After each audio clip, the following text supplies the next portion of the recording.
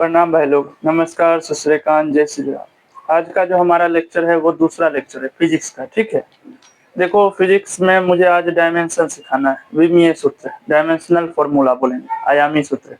देखो आज हम लोग डायमेंशनल सीखेंगे। ठीक है, ये बात तो क्लियर है। इसके अलावा कुछ बातें मैंने कल के लेक्चर में थोड़ा बहुत छोड़ दिया था, उस बात को बस मैं समझा देता हूँ, उसके बाद आगे बढ़ जाते हैं। ठीक है, देखो मैंने कल आपको जो समझाया था उसमें मैंने ये बताया था कि मापन की कुछ इकाइयां होती है, जो मैंने छोड़ दिया था। मापन की कुछ इकाइयां होती है जो हम लोग डेली यूज में करते हैं, डेली उपयोग करते हैं। ठीक है, एक होता है किलो, बोलते हैं किलोग्राम, ये होता है 10 पे पावर 3, हम लोग जानते हैं। ठीक है, दूसरा होता है हेक्टो, हेक्टो, डेका, ठीक है, ग्राम, मीटर या लीटर जो भी लिखो, डेसी, सेंटी, मिली।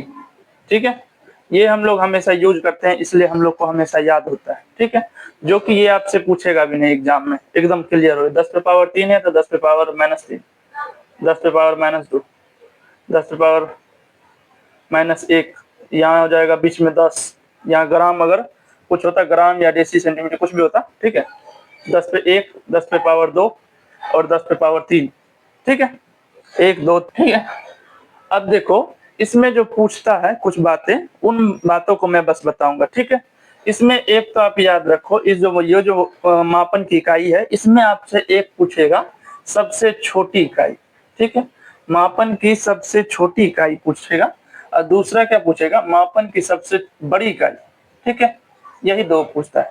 एक का मान होता है 10 पे पावर 24, -24, छोटी है इसलिए, और एक का होता है 10 पे पावर 24।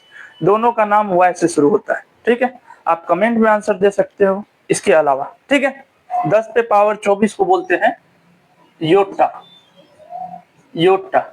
ठीक है, योटा, यक्टो, क्लियर हो गया, योटा और यक्टो। ठीक है, दो तीन बातें और भी पूछती है, मैं आपको बताता हूं। ठीक है, एक आपसे इसमें पूछ देता है टेरा, टेरा जो पूछा हुआ है बस उतना ही हम लोग जानेंगे। एक पूछता है टेरा, ठीक है, एक पूछेगा गीगा, गीगा, और एक मेगा। इसका उपयोग फिजिक्स में बार बार करते हैं, इसीलिए ये पूछता है। ठीक है, एकदम क्लियर हो जा, ये इसीलिए पूछता है क्योंकि इसका उपयोग हम लोग फिजिक्स में करते हैं। ठीक है, ये सबसे छोटा है और ये सबसे बड़ा है, इसलिए इसका भी पूछ सकता है। इसके अलावा ये हम लोग डेली डेली यूज में करते हैं, कितना किलोग्राम चावल चाहिए, कितना ग्राम चावल चाहिए। ठीक है, या फिर जो भी रिलेटेड। ठीक है, इससे पूछेगा आपसे टेरा गीगा मेगा, टेरा गीगा मेगा जरूर पूछेगा। टेरा 10 पे पावर 12, ये गीगा 10 पे पावर 9 और मेगा 10 पे पावर 6। ठीक है, 10 पे पावर 6, 10 पे पावर 9, 10 पे 12, टेरा गीगा मेगा, टेरा गीगा मेगा। ठीक है, ये पूछता है। इतना आप लोग क्लियर हो, इतना ही पूछेगा। इसके अलावा एक दो अगर पूछ भी सकता है, मैं आपको एक चार्ट जरूर दे दूंगा। ठीक है, यहाँ एक चार्ट दे दूंगा जिससे कि आप लोग देख सको। ठीक है, चलो इससे आगे हम लोग बढ़ जाते हैं। 2 पॉइंट और छूट गया था, या शायद मैंने बताया भी हो, उसको मैं फिर भी बता देता हूँ, उसके बाद आगे बढ़ेंगे। ठीक है, चलो ये 2 पॉइंट छूट गया था, या शायद मैंने बताया था। ठीक है, मुझे थोड़ा कंफ्यूजन है इस बात के लिए, इसलिए मैं थोड़ा सा बात फिर भी बताता हूँ। एक बल और एक ऊर्जा। ठीक है, ये पूछता है ऊर्जा का मात्रक क्या है, जूल। ये ऊर्जा का जो मात्रक है, ये आपसे कौन सा मात्रक पूछता है, तो एसआई मात्रक। क्यों पूछता है, क्योंकि एसआई जो था मैंने आपको कल डिफाइन कर दिया था पूरा विस्तारित रूप में। एसआई इंटरनेशनल स्टैंडर्ड जो है वो पूरे विश्व में, यानी पूरे भारत के, यानी कि पृथ्वी पे जितने भी देश हैं उन सभी में ऊर्जा का एसआई मात्रक जूल ही होगा, इसीलिए। ठीक है, एसआई मात्रक क्या होता है और इसका परिभाषा क्या है, डिफाइन कैसे किया था, ये सब मैंने बता दिया, खत्म हो गया। ठीक है, बल का एसआई मात्रक जो है वो न्यूटन है। ठीक है, बल का सूत्र क्या होता है, फोर्स बराबर एफ है, मास इनटू एक्सीलरेशन। ठीक है, मास इनटू एक्सीलरेशन। ठीक है, इसका सीजीएस यूनिट, इसमें एक ये भी है, इसका सीजीएस यूनिट क्या होगा। ठीक है, सीजीएस, एमकेएफ, एमकेएस और एफपीएस मैंने पढ़ा दिया। ठीक है, इसे ज्यादा नहीं पढ़ेंगे। ठीक है, बल का सीजीएस यूनिट और ऊर्जा का भी सीजीएस यूनिट क्या होगा, ये हम लोगों को बताना है। ठीक है, जैसे ऊर्जा का एसआई मात्रक जूल हुआ, हम लोग समझे, बल का ऐसा ही मात्रक न्यूटन, न्यूटन को ऐसे भी डिनोट करते हैं एन बड़ा, ठीक है, न्यूटन, ये हो गया। इसके अलावा मैंने बताया फोर्स का सूत्र, बल का सूत्र क्या होता है, मास द्रव्यमान इनटू एक्सीलरेशन त्वरण, ठीक है, ये मैंने बताया। इसका सीजीएस यूनिट यानी बल का जो सीजीएस यूनिट है ये मैं पूछ रहा हूँ, ठीक है, बल का सीजीएस यूनिट डाइन होता है, ठीक है, ओझा मंत्र वाला डाइन है, डाइन होता है सीजीएस यूनिट, ठीक है, बल का ऐसा ही मात्रक डाइन होता है, ठीक है। और इसका अर्ग ERG अर्ग, ठीक है, इसका क्या होता है अर्ग, अर्ग क्या होता है, 1 जूल बराबर 10⁻⁷ अर्ग, ठीक है, 1 जूल बराबर 10⁻⁷ अर्ग। और बल का सीजीएस यूनिट अगर पूछे तो डाइन, ठीक है। मैं एक बार फिर बोलता हूँ, ये सवाल कई बार पूछा गया है, आप समझ जाओ। बल का ऐसा है मात्रक न्यूटन होता है, फोर्स का सूत्र होता है एम ए, और सीजीएस यूनिट डाइन होता है बल का, ठीक है, बल का इंग्लिश फोर्स। और ऊर्जा का ऐसा ही मात्रक जो होता है जूल होता है, और इसका सीजीएस यूनिट जो होता है अर्ग होता है, ठीक है। अब इससे आगे थोड़ी बातें को समझ जाते हैं, ठीक है। अब हम लोग शुरू कर रहे हैं डायमेंशनल फॉर्मूला, ठीक है, आयामी या विमीय सूत्र बोलते हैं, ठीक है, डायमेंशनल मतलब विमा होता है, इसलिए विमीय सूत्र। देखो मैंने लिखा है आयामी या विमीय सूत्र, डायमेंशनल फॉर्मूला। आप लोग इस बात को अच्छे से समझ जाओगे। देखो जब बुक लिखता है ना, कोई भी बुक जो लिखा रहता है उसमें डायरेक्ट MLT करके देता है और याद करने के लिए दे देता है, ठीक है। तो हम लोग याद तो करेंगे ना, हम लोग को तो समझना है, क्योंकि समझेंगे तभी एग्जाम में लिख पाएंगे, एग्जाम में बनेगा क्वेश्चन, नहीं समझेंगे तो नहीं बनेगा। डायमेंशनल एक ऐसा है जो आप समझो बिहार पुलिस हो या कोई भी एग्जाम हो, उसमें एक क्वेश्चन पूछ देता है, ठीक है, यहाँ भी उठा के पूछ सकता है, इसलिए मुझे समझाना है, ठीक है। देखो आप समझो ये पूछता है ML और T, ठीक है, ये दिया रहता है, ये तीन, इन तीनों को पहले समझ जाते हैं तीनों है क्या, ठीक है, इन तीनों को समझ जाएंगे तो सब बनने लगेगा। देखो मैंने कल आपको पढ़ाया था CGS,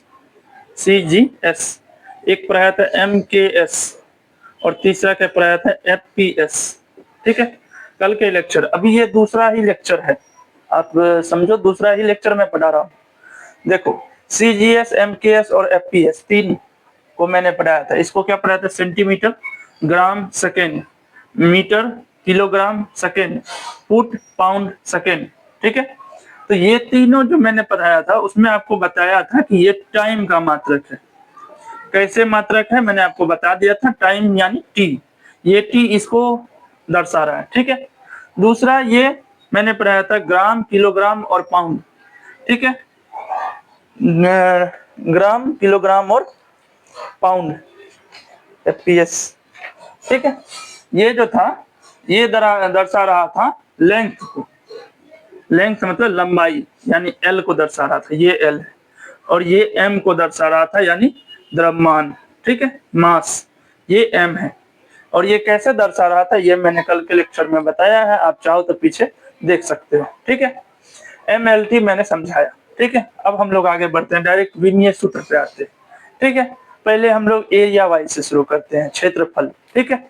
अगर मैं एक क्वेश्चन दूं आपको और बोलूं कि ये एक स्क्वायर है, क्या है, वर्ग है, ये एक स्क्वायर है, और मैं आपको बोलूं कि स्क्वायर एरिया ऑफ स्क्वायर निकालो, एरिया ऑफ स्क्वायर, ठीक है, एरिया ऑफ स्क्वायर, मान लो ये 10 मीटर दिया हुआ है और ये भी 10 मीटर दिया हुआ है, तो मैं आपको बोलूं इसका एरिया ऑफ स्क्वायर यानी वर्ग का क्षेत्रफल आप निकालो। तो वर्ग का क्षेत्रफल कैसे निकालोगे, दोनों साइड का स्क्वायर कर दोगे, ठीक है, ये और ये इसका स्क्वायर कर दोगे, 10 का स्क्वायर, ए का स्क्वायर, ये साइड है और ये भी साइड है, दोनों का स्क्वायर कर दोगे, S स्क्वायर बराबर 10 इंटू 10 यानी 10 का स्क्वायर मतलब 10 इंटू 10 बराबर 100, तो ये आपका आंसर आ जाएगा, ठीक है।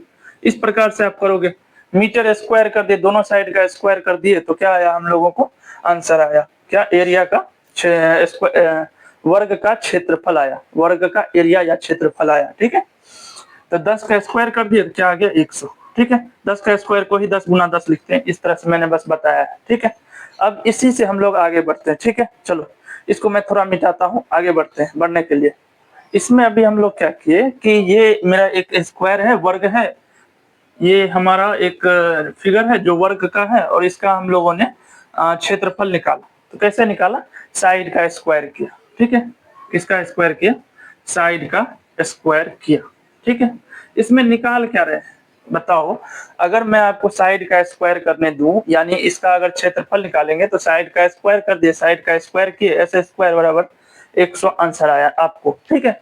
अब यहाँ से क्या किए कि इसमें हम लोग इसमें जो है समय बता रहे हैं क्या? टाइम का प्रयोग हो रहा है कि इतना समय में ही इतना स्क्वायर निकालना है? तो सर टाइम का प्रयोग नहीं हो रहा है, ठीक है। क्या लेंथ का प्रयोग हो रहा है? लेंथ का प्रयोग हो रहा है, तो जी लेंथ का प्रयोग हो रहा है। यहाँ से यहाँ तक 10 मीटर है और यहाँ से यहाँ तक भी 10 मीटर है, ठीक है। यहाँ से यहाँ तक 10 मीटर है और यहाँ से यहाँ तक भी 10 मीटर है। तो दोनों में लेंथ का प्रयोग कर रहे हैं। किस चीज का प्रयोग कर रहे हैं? एल स्क्वायर का प्रयोग कर रहे हैं, ठीक है। अब यहाँ मास का प्रयोग कर रहे हैं क्या? मास मतलब द्रव्यमान, ये कितना भारी है या कितना भार है इसका, ये बता रहे हैं क्या? तो ये भी नहीं बता रहे हैं, ठीक है। तो इसका अगर एरिया का स्क्वायर का डायरेक्ट जो है हम लोग डायमेंशन निकाले, तो एक तो MLT तो सूत्र लिखना पड़ेगा, क्योंकि MLT मैंने बताया। अब इसमें टाइम का प्रयोग नहीं कर रहे हैं तो टाइम 0। एम मास का प्रयोग कर रहे हैं तो मास भी नहीं है, तो मास भी 0। प्रयोग किसका कर रहे हैं? तो लंबाई का स्क्वायर कर रहे हैं, तो लंबाई का स्क्वायर। इसको दो तरीके से लिखा जा सकता है, या तो आप इस तरह से लिख दो, या दूसरा डायरेक्ट एल स्क्वायर देके आंसर दे दो, ठीक है। ये भी बन सकता है और ये भी बन सकता है, ठीक है। आपको ऐसे भी दिया जा सकता है और ऐसे भी दिया जा सकता है, दोनों में कुछ भी दे दे तो दोनों सही है, दोनों एक ही बात है, लिखा दोनों एक ही चीज है। मैं आपको एक बार फिर से समझाता हूँ, देखो नहीं समझोगे तो यही बेस है, उसके बाद आपको फिर और अच्छे से नहीं समझ में आएगा। इस बात को आप समझो। मेरा एक घर है, स्क्वायर है, ठीक है। एक डाइस है, उसका जो है स्क्वायर ले लिए। देखो ये बोर्ड है मेरा, ठीक है। मान लेते ये एक वर्ग है, या ये एक रेक्टेंगल, या एक वर्ग है, ठीक है। जैसे कि मैंने यहाँ एक एग्जांपल लिया, ये एक वर्ग है। अब मैंने क्या किया, इसमें बताया कि इसका क्षेत्रफल बताओ। तो क्षेत्रफल बताने के लिए क्या करेंगे? दोनों साइड का स्क्वायर कर देंगे। ये 10 मीटर, ये 10 मीटर, तो ये भी 10 मीटर, ये भी 10 मीटर, क्योंकि चारों साइड बराबर है। तो 10 मीटर और 10 मीटर ऊंचाई दोनों साइड का जो है 10 मीटर बराबर हो गया। अब इसका एरिया निकालना है, क्षेत्रफल निकालना है, स्क्वायर किसका? वर्ग का। तो साइड का स्क्वायर करेंगे, तो साइड का स्क्वायर 10 का स्क्वायर किए तो क्या आया? 100 आया, ठीक है। तो इसमें जो है हम लोग समय की बात किए कहीं भी, तो समय की बात नहीं किए हैं। कहीं भी द्रव्यमान यानी भार की बात किए हैं, इसके ये कितना भारी है, तो भार का भी बात नहीं किए हैं। बात किसका किए हैं? बात बस लंबाई का किए हैं। इतना लंबा है जिसका 10 मीटर है, इतना लंबा है जिसका 10 मीटर है, तो 10 का स्क्वायर किए तो 100 आया। तो M0, क्योंकि M मास की बात नहीं हुई, समय की बात नहीं हुई, तो टाइम 0। लंबाई की बात हुई है, वो भी स्क्वायर कर रहे हैं, तो एल स्क्वायर, इसीलिए एल स्क्वायर इसका आंसर हुआ। डायमेंशन फॉर्मूला जो है यही बनेगा, या तो ये हो सकता है या नहीं तो ये। क्लियर हो गया? आप समझ जाओ, मैं 1 मिनट हट जाता हूँ, आप समझ जाओ, ठीक है। चलो अब इससे आगे हम लोग बढ़ेंगे, ठीक है। देख लो आप लोग 1 मिनट। देखो दूसरा हम लोग समझेंगे वेलोसिटी। वेलोसिटी मतलब वेग, ठीक है। इसका हिंदी होता है वेग, ठीक है। देखो वेग क्या होता है? वेग, देखो ये सभी चीजें मुझे मोशन चैप्टर में समझाना है, लेकिन कुछ कुछ बातें समझते हुए चलेंगे तभी समझ में आएगा, ठीक है। देखो इसका एक फॉर्मूला आप समझो, ds/dt। ये एकदम आसान फॉर्मूला है, ठीक है। विस्थापन, ये s जो है विस्थापन, ठीक है। विस्थापन कितना दूरी तय किया है विद रिस्पेक्ट टू टाइम, इतना समय में इतना दूरी तय किया है, यही वेलोसिटी यानी वेग कहलाता है, ठीक है। आपने कितना दूरी विद रिस्पेक्ट टू टाइम, इसका मतलब कितना समय में आपने कितना दूरी तय किया है। दोनों को समझ जाते हैं, 1 मिनट लगेगा। देखो आप समझो कि आप यहाँ हो, आपका घर ये है, ठीक है। इस पॉइंट से इस पॉइंट तक आपको जाना है, तो आप जब ये एक पॉइंट है, यहाँ से ऐसे जा सकते हैं और ऐसे जा सकते हैं, ठीक है।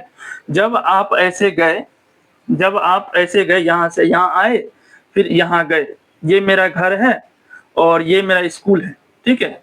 हम घर से स्कूल जा रहे हैं, यहाँ से निकले, ये रोड से यहाँ से होते हुए यहाँ तक आए, इतना दूर का जो रास्ता तय किए, ये हमारा दूरी कहलाएगा, क्योंकि डिस्टेंस जितना दूर हो सकता है। लेकिन विस्थापन क्या होता है कि सीधी रेखा, यहाँ से यहाँ तक जो सीधी रेखा खींची जाएगी, ये हमारा विस्थापन कहलाएगा, ठीक है। इसको मैं समझाऊंगा, वैसे पाइथागोरस थ्योरम से भी आप समझ लो। ये 3 सेंटीमीटर मान लेते हैं या 3 मीटर मान लेते हैं, और ये 4 मीटर है, यहाँ से यहाँ तक हम लोग गए पहले 4 मीटर, फिर गए 3 मीटर, ठीक है। तो ये हमारी दूरी हुई, कितना दूरी गए तो 4 मीटर गए, उधर इधर 3 मीटर गए। लेकिन अगर विस्थापन और पाइथागोरस थ्योरम से निकालोगे तो इसका मान 5 मीटर निकलेगा, ठीक है। इसका स्क्वायर और इसका स्क्वायर जोड़ देंगे और फिर रूट अंडर इसका स्क्वायर, तो 5 मीटर आएगा। ये जो 5 मीटर आया ये हमारा विस्थापन है, ठीक है। अब टेंशन ना लो, इसको मैं मोशन में और अच्छे से समझाऊंगा। यहाँ से आगे बढ़ते हैं। ये डिस्प्लेसमेंट है और ये time. Displacement ds by dt किसका फॉर्मूला है, तो वेग का फॉर्मूला है, ठीक है। अब इसका हम लोग डायमेंशन बनाएंगे तो आसानी से बनेगा, ठीक है। एक तो आप देखो टाइम की बात की है, तो जी सर टाइम एकदम से टाइम की बात की है। क्या लेंथ की बात कर रहा है, तो लेंथ की भी बात कर रहा है। अब बताओ, यहाँ से आप स्कूल गए, यहाँ से यहाँ तक गए, तो इसमें आप लेंथ की बात कर रहे हो ना, क्योंकि यहाँ से यहाँ तक 4 मीटर की दूरी है, आप लेंथ की बात कर रहे हो। तो 4 मीटर लेंथ की भी बात की, मास की बात की। क्या आपने 4 किलो गेहूं या मकई उठा के लेके गए थे, ऐसा कहीं बात हुआ है, तो जी नहीं सर, मास की बात नहीं हुई। तो इसका डायमेंशन निकालेंगे, MLT पहले लिख लेते हैं, MLT लिख दिए। मास की बात नहीं हुई है तो M0। लेंथ की बात कर रहा है तो डिस्प्लेसमेंट गया है, जी सर L की बात कर रहा है। क्या टाइम की बात कर रहा है, देखो टाइम नीचे है, टाइम जब नीचे है और ऊपर जाएगा तो t-1, M0L1 t-1, या फिर इसको ऐसे भी लिख सकते हैं M0L t-1, ठीक है, ये बनेगा। इसी को लिखने का दूसरा तरीका है, ऐसे लिखा जाता है M0L t-1, इस तरह से लिखेगा तो आप समझ जाइए यही है वेग। देखो तोड़ तोड़ के पढ़ेंगे तभी आंसर सही आएगा, तोड़ तोड़ के नहीं पढ़ेंगे तो आंसर गलत आएगा, ठीक है। मैंने आपको वेग पढ़ाया, वेग का फॉर्मूला बताया ds बाई dt। s क्या है तो विस्थापन है, t क्या है with respect to time, time की बात कर रहा है t। अब टाइम नीचे है, टाइम ऊपर जाएगा तो t-1 हो जाएगा। और l जो है विस्थापन की बात कर रहा है s की, तो l तो ऊपर है ही, तो L1 हो जाएगा और M0 हो जाएगा। तो M0L1 t-1 लिखा था मैंने। इसको इस तरह से नहीं बल्कि इस तरह से घेर के लिखा जाता है, वो मैंने बताया, ऐसा होता है डायमेंशनल फॉर्मूला, ठीक है। एक्सीलरेशन को शॉर्ट फॉर्म में AC पे पावर m भी दे देते हैं, इसलिए एक्सीलरेशन मतलब त्वरण। त्वरण हम लोगों को पढ़ना है, त्वरण का डायमेंशनल फॉर्मूला निकालेंगे, ठीक है। देखो त्वरण का डायमेंशनल फॉर्मूला, त्वरण का सूत्र क्या होता है, dv by dt, simple, dv by dt। Velocity with respect to time, यानी कितना वेग से जो गया है विद समय, समय के साथ कितना वेग से गया है, यही त्वरण कहलाता है, त्वरण की परिभाषा, ठीक है। अब देखो dv यानी वेलोसिटी, वेलोसिटी का मैंने अभी डायमेंशन बताया है, ठीक है। वेलोसिटी का डायमेंशन मैंने बताया है, क्या बताया है, LT-1, M0LT-1, ठीक है। इसी को LT-1 भी लिख सकते हैं। तो ये तो LT-1 हो गया, और इसको क्या लिखेंगे T-1, ठीक है। तो T-1 और T-1 जुड़ जाएगा तो LT-2, M0LT-2। एक तो ये फॉर्मूला हो जाएगा, डायरेक्ट में निकालो तो, ठीक है। अब मान लेते हैं हम एग्जाम में हैं, लेकिन हमको वेलोसिटी जो है ना डायरेक्ट हमको फॉर्मूला नहीं याद है, हमको फॉर्मूले नहीं याद है, सॉरी हमको डायमेंशनल नहीं याद है, डायमेंशनल फॉर्मूला। अब कैसे होगा, तो दूसरे तरीके से निकालेंगे, इसलिए कहता हूँ सीखने पे दिमाग लगाओ। देखो हम लोग क्या किए, त्वरण निकालना है, ठीक है। त्वरण का क्या किए कि इसका फॉर्मूला दिए हम लोग dv बाई dt, ठीक है। कितना वेग से कितना समय में, समय के साथ कितना वेग से गया, ये एक्सीलरेशन कहलाता है, त्वरण कहलाता है। तो हम लोग क्या किए, dv का पहले निकालेंगे, dv का निकालेंगे ds बाई dt। एक तो dt नीचे है, ठीक है, ds बाई dt, एक तो t नीचे है, ठीक है। अब s जो है, s हमारा है विस्थापन, विस्थापन मतलब लेंथ, कितना लंबा या दूरी तय किया है ये बता रहा है। और ये टाइम और ये टाइम, दो टाइम हो गया, ठीक है। T-2 सॉरी T2 हो गया। अब ये T2 तो नीचे है, अगर इसको ऊपर भेज देंगे तो क्या होगा, LT-2, m भी लिखना था, L1 T-2 M0। इसको जो डायरेक्ट लिखेंगे तो डायरेक्ट लिखेंगे LT-2, यही है डायमेंशनल फॉर्मूला, ठीक है। त्वरण समझ गए। त्वरण के बाद फोर्स समझेंगे, बल। देखो मैं आपको फिर से एक बार बता देता हूँ, त्वरण में मैंने क्या किया, dv बाई dt दे दिया, dv का मान दे दिया, dv का डायमेंशनल फॉर्मूला LT-1 होता है, मैंने बता दिया था। इसके तहत ये जो टाइम है, टाइम नीचे है तो टाइम को ऊपर भेज दिया तो LT-2 हो गया, ठीक है। जिसमें m को भी लिखना था तो M0LT-2 मैंने बताया। अगर हमको सूत्र नहीं पता, अगर हमको डायमेंशनल फॉर्मूला वेलोसिटी का नहीं पता है, तब कैसे निकालेंगे? तब निकालेंगे dv/dt, त्वरण का सूत्र। अब velocity with respect to time, अब वेलोसिटी को क्या किए ना हम और तोड़ दिए, तो ds/dt। देखो वेलोसिटी को तोड़ दिए थे तो क्या बना था, ds/dt। अब नीचे विद रिस्पेक्ट टू टाइम है तो एक और dt आ जाएगा, ठीक है, ds/dt। अब s क्या है, s लंबाई को दिखा रहा है, कितना लंबा है, कितना लेंथ गया है, तो l तो एक है तो l1, ठीक है, t 2 है, एक एक 2, तो t-2। t-2 इसलिए है क्योंकि ये नीचे है, इसको ऊपर भेजेंगे तो -2 हो जाएगा, ठीक है। जैसे मान लो 1/2 लिखा हुआ है, 2 को मुझे ऊपर भेजना हो तो 2 - 1 हो जाता है, समझ गए। उसी प्रकार से मैंने इसको ऊपर भेजा तो t-2 हो गया। और m कहीं भी मास की बात कर ही नहीं रहा है, कितना द्रव्यमान लेके हम लोग जा रहे हैं, ऐसा कोई बात हो ही नहीं रही है, इसीलिए m0 Lt-2। इसी को लिखने का तरीका है Lt-2, जो कि इस प्रकार से बड़ी कोष्ठ से घिरा होता है, तो बोलते हैं डायमेंशनल फॉर्मूला है, ठीक है। इसके बाद हम लोग फोर्स समझेंगे। अगला क्या आएगा, फोर्स, F = ma। देखो अब यहाँ से आगे हम लोग बढ़ते हैं, ठीक है। देखो MLT, M L और T मैंने आपको समझाया, T क्या है, टाइम है, L लंबाई को बताता है, और M मास को यानी द्रव्यमान को, कितना केजी भार को बताता है, ठीक है। अब ये है एक्सीलरेशन का सूत्र। एक्सीलरेशन का डायमेंशनल फॉर्मूला अगर आप देखो तो Lt-2 होता है, ठीक है। अब MLT, और मुझे बताना है फोर्स। फोर्स मतलब बल का क्या होता है, द्रव्यमान गुना त्वरण, ठीक है, mass into acceleration, direct ma। F = ma पढ़े हैं ना, ma, ये यही से है। F = ma का मतलब है mass into acceleration, mass into acceleration, ठीक है, मास इंटू एक्सीलरेशन, द्रव्यमान गुना त्वरण। आप एक्सीलरेशन का सूत्र देखो, Lt-1 है, Lt-2 है, ठीक है, और मास m1 L1 T-2, इसी को लिखेंगे mLt-2, ठीक है। ये प्रोसेस डायरेक्ट समझने के लिए, अगर आप इसको भी तोड़ेंगे तो फिर लंबा होगा। मैं तोड़ के भी दिखाता हूं आपको वैसे। अब देखो फोर्स है, ठीक है, मैं इसे 1 मिनट मिटा लूं तो आपको अच्छे से समझ में आएगा, ठीक है। देखो अब यहाँ से आगे क्या है, F = m है, मास इंटू एक्सेलरेशन। मास क्या होगा, m, ठीक है, m1 हो गया, क्लियर हो। एक्सीलरेशन का सूत्र क्या होता है, एक्सीलरेशन का होता है velocity with respect to time, ठीक है, यानी dv/dt, ठीक है। अब वेलोसिटी को भी तोड़ेंगे। वेलोसिटी का जो होता है मान, वेलोसिटी का फॉर्मूला इसका होता है विस्थापन बाय समय with respect to time, ds/dt, ठीक है। तो इसका क्या होगा, s तो आएगा लेंथ, और टाइम क्या आएगा, t, तो इसका आएगा Lt-1, यानी वेलोसिटी का क्या आएगा, Lt-1। अब ये हो गया Lt-1, एक t और है तो T-2, यानी एक्सीलरेशन का आएगा Lt-2, ठीक है। एक्सीलरेशन का आ गया हम लोग को Lt-2, क्लियर हो गया।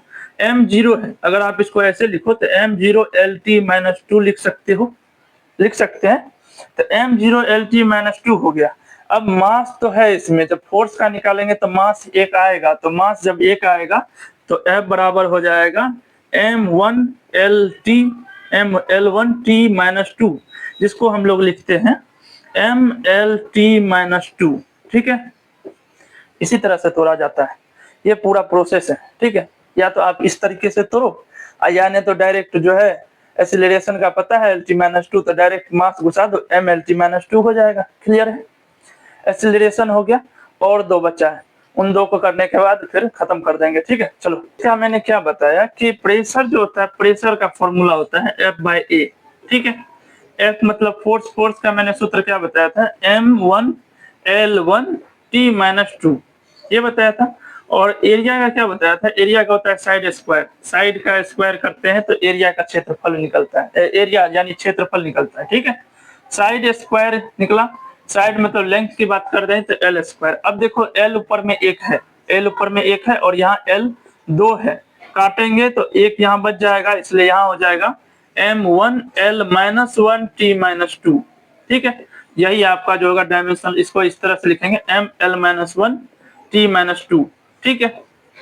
ये हमारा डायमेंशन बनेगा प्रेशर का, ठीक है, ठीक है। चलो एक और बचा है, उसको भी बताते हैं, उसके बाद जो है खत्म करेंगे। का सूत्र होता है work by time, work upon समय, कितना समय में कितना कार्य किया गया है, यही शक्ति कहलाता है, पावर कहलाता है। ठीक है, कितना समय में कितना काम किया गया। कार्य का सूत्र भी मैंने लिखा F इंटू एस, यानी एस है विस्थापन, डिस्प्लेसमेंट, डिस्प्लेसमेंट, ठीक है, यानी विस्थापन, ठीक है, विस्थापन, ठीक है, और F क्या है, फोर्स, कितना समय में टाइम बताता है। ठीक है, अब देखो इसको निकालने के लिए या तो आप डायरेक्ट फोर्स का जो है डायमेंशन सूत्र दे दो इनटू डिस्प्लेसमेंट बाय t-1 कर देना। ठीक है, एक तो ये तरीका है।